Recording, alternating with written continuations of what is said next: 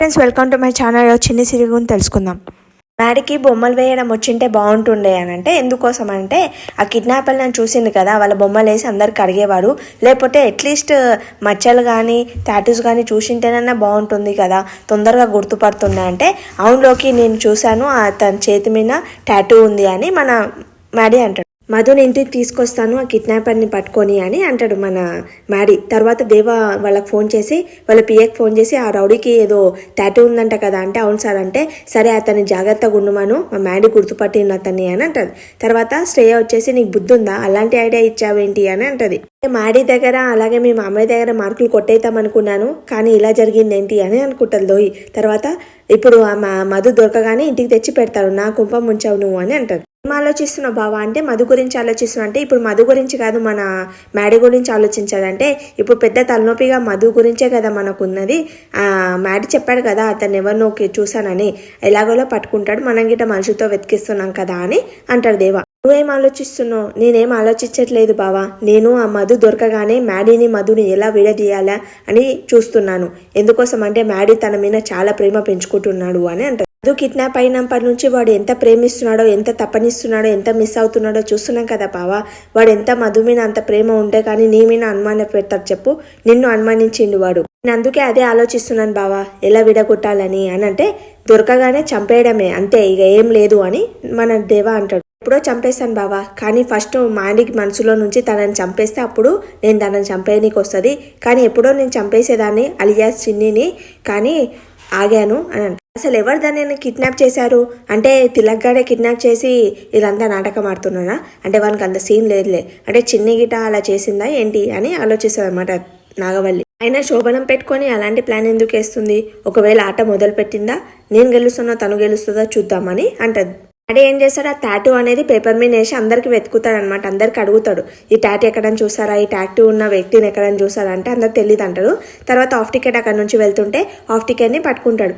చిన్ని నేను కిడ్నాప్ చేసావు కదా, చెప్పానంటే, నాకు తెలియదు బాబు, నాకు ఒకటే ఒక విషయం తెలుసు, చిన్ని ఒక నిజం చెప్పడానికి నీ చుట్టూ తిరుగుతుందంటే అది ఆల్రెడీ చెప్పావు కదారా, కొత్తగా ఏమైనా చెప్పంటే నాకేం తెలియదు అని అంటుంది. చిన్ని నా జీవితంలోకి వచ్చినప్పటి నుంచి కష్టాలనే కష్టాలు వచ్చాయి, ఇప్పుడు నా మధు గిట కష్టాలు వచ్చాయంటే, మధుకి ఏమైంది బాబు అంటే, మధు కిడ్నాప్ అయింది అని అంటారు. కిడ్నాప్ చేశారు బాబు, ఎవరు కిడ్నాప్ చేశారంటే, చిన్ని కిడ్నాప్ చేసిండొచ్చు కదా అంటే, చిన్ని అట్లాంటి పనులు ఎప్పటికీ చెయ్యదు బాబు అని అంటే, మళ్ళీ ఎవరు కిడ్నాప్ చేసిండొచ్చు అని అంటే, నీకు బాగా దగ్గరున్న వాళ్ళే ఈ పని చేసిండొచ్చు అని అంటాడు. అంటే ఎవరు అని అంటే, మీ నాన్న చేసిండొచ్చు అని అంటాడు. ఒకటి అలానే అంటున్నావు, ఆ తిలగ్గాక మా నాన్న కిడ్నాప్ చేశాడు అని అంటే, లేదు బాబు మీ నాన్న శత్రువులు ఎవరైనా కిడ్నాప్ చేశారేమో అని అంటున్నాను అని అంటాడు. కిడ్నాప్ చేసిండొచ్చు అని అనుకుంటాడు మ్యాడీ. అప్పుడే మన హాఫ్ టికెట్ పారిపోయి దాచుకుంటాడు అనమాట. అయితే చిన్నిని దాచిపెట్టిండా, ఆ దేవగాడే కిడ్నాప్ చేసిండొచ్చు, బాలరాజు అన్నని ఎక్కడ దాచిపెట్టాడు, చిన్నికి టక్కనే దాచిపెట్టిండొచ్చు. ఫస్ట్ మన ప్లేస్ తెలుసుకుందాం.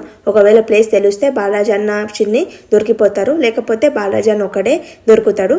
ఎవరో ఒకటి దొరికితే చాలు, తర్వాత బాలరాజు అన్న వచ్చి చిన్నిని కాపాడుకుంటాడు. ఎలాగలోగా ఇట్లా వెళ్తే వెళ్ళొచ్చులే బాలరాజు అన్న ప్లేస్కి అని అనుకుంటాడు హాఫ్ టికెట్. శ్రేయ మనం ఒక పార్టీ చేసుకుందామని అంటే, పార్టీ ఎందుకంటే కిడ్నాపర్స్ ఇంకా మన మధుని వదలలేరు, అలాగే మ్యాడీ గిట టాటూ పట్టుకొని వెతికాడు, అసలు మధుకి దొరకలేదు, అయితే మధు ఎప్పుడో చచ్చిపోయిండొచ్చు మంచిగా అని హ్యాపీగా ఫీల్ అవుతారు అనమాట లోకి. తర్వాత మన శ్రేయ అంటది, నీకు మధు చిన్నప్పటి నుంచే తెలుసు కదా అని అంటది. అంటే అది షాక్ అవుతుంది అనమాట లోకి. షాక్ కాగానే, నువ్వు మళ్ళీ మధుని అంత శత్రుఘ్నంగా చూస్తున్నావు ఇంతగానము అంటే, చిన్నప్పటి నుంచి మీ ఇద్దరికి శత్రుత్వం ఉందన్నమాట అని అంటది. చిన్నప్పటి శత్రుత్వం ఏమిటి, అసలు నాకు తెలీదు మధు, అసలు మధు ఎవరో తెలీదు నాకు, ఆ కాలేజ్లో పరిచయం అయిందంటే కాలేజ్ నుంచి నాకు తను కోపం తనకు అని అంటది. నీకెందుకు ఆ డౌట్ వచ్చిందంటే, నాకంటే నేను మధుని చంపాలని అనుకుంటాను, ఎందుకోసం అంటే నాకు మా బావ మధ్యలో వచ్చింది కాబట్టి, మా బావని పెళ్లి చేసుకుంది కాబట్టి మధు చచ్చిపోవాలని నేను కోరుకుంటాను.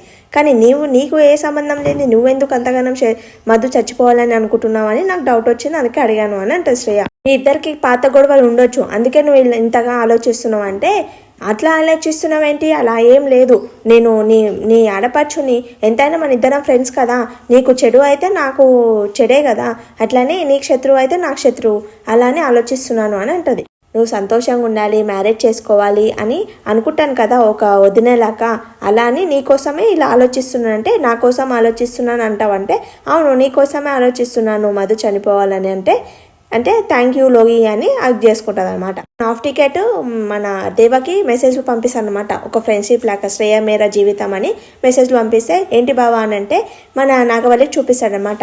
ఏంటి వీడెవడు నీకు మెసేజ్లు పెడుతున్నాడంటే ఏమో ఈరోజు ఫ్రెండ్షిప్ డే అన్నట్లు నాకు మెసేజ్ పెడుతున్నాడు ఒక ఫ్రెండ్షిప్ గురించి అని అంటాడు దేవ. మిత్రదోహం చేసినా కానీ ఆ మిత్రునికి ఈరోజు విడుదల కలుగుతుంది అని ఒక మెసేజ్ పెడతాడు హాఫ్ టికెట్. నాగవల్లి గుర్తుపడతాడు అనమాట. గుర్తుపట్టి బహుశా ఈ మెసేజ్లన్నీ హాఫ్ టికెట్ గాడు పెడుతున్నాడేమో అని అంటది.